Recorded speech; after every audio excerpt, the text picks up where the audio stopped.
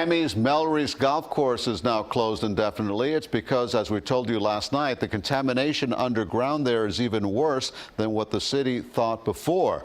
But there's more than just a golf course on that plot of land. There are baseball fields and a water park as well. So what about them? CBS 4's David Sutta is covering the story live from Miami. David?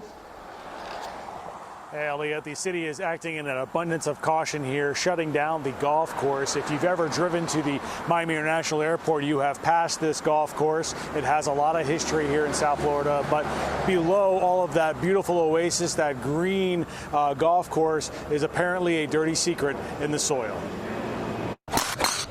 Golfers took their final swings Tuesday as the city of Miami moved to shut down the Melreese golf course. I've been coming here for 13 years. Nothing has happened, so I mean, it's hard to believe what they're saying about the course.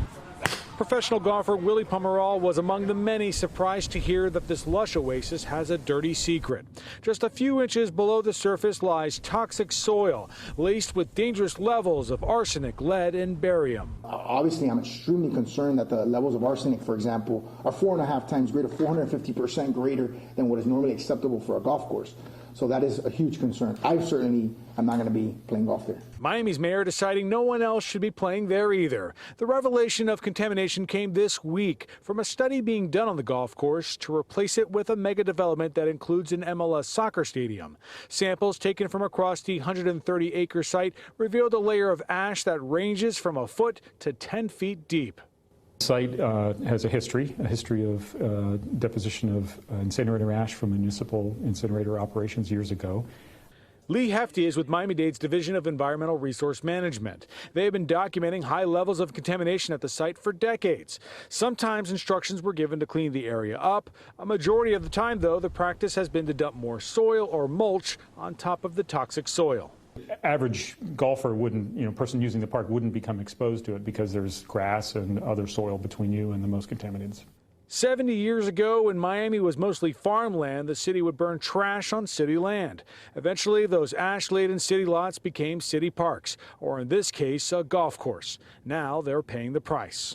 We've seen 6 of our parks since 2014 have been shut down as a result of contamination, and we've had to spend over $10 million to remediate those parks. Thankfully, all those parks are back online, but it took years. Mayor Suarez is hoping to avoid that by leasing the toxic golf course to Beckham Stadium Group. They would bear the cost of cleanup, estimated to be upwards of $50 million now.